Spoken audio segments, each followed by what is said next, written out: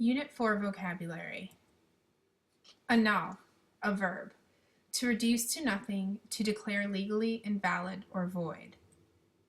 Annul, which means to cancel or to invalidate, is usually used in the context of politics or marriage.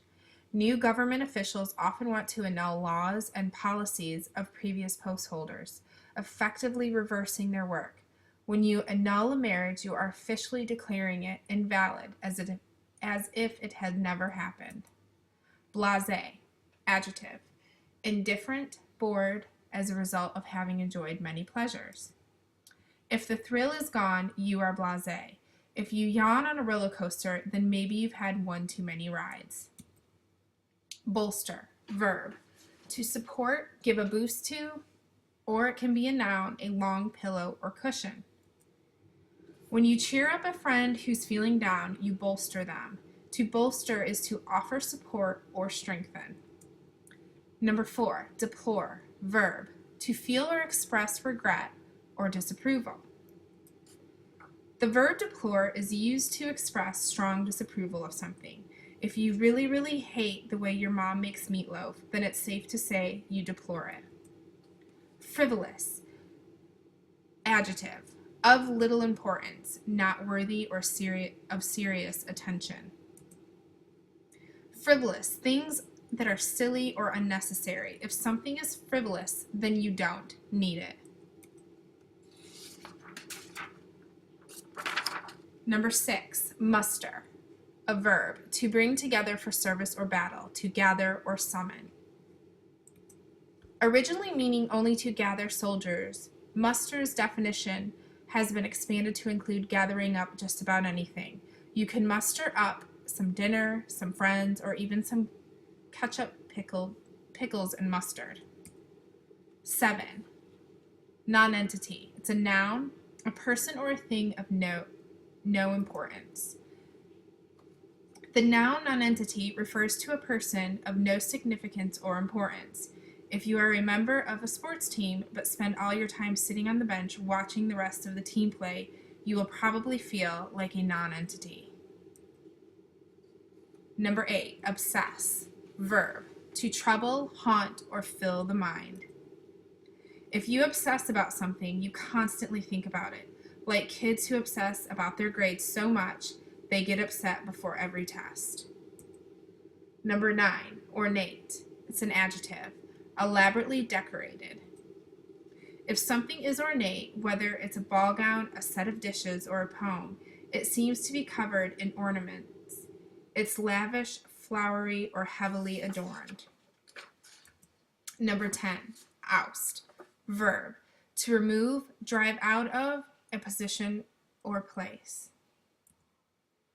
A teacher may oust you from class if you are being disruptive, or you might oust your class president from her position if you beat her in the election. To oust is to expel, kick out, or remove and replace. Number 11, peruse. It is a verb. To read thoroughly or carefully. Traditionally, peruse has meant to read or examine something carefully. Number 12, porous. It is an adjective. Full of tiny holes, able to be penetrated by air or water. If something is full of tiny holes or openings, you can describe it as porous. A sponge is porous, and if the border between countries is open for anyone to cross easily, it too can be porous. Promontory. It is a noun, a high point of land extending into the water. A promontory is a high rocky cliff jutting into a body of water. A promontory is just the kind of thing a heroine would threaten to throw herself off of if the love of her life does not return to her.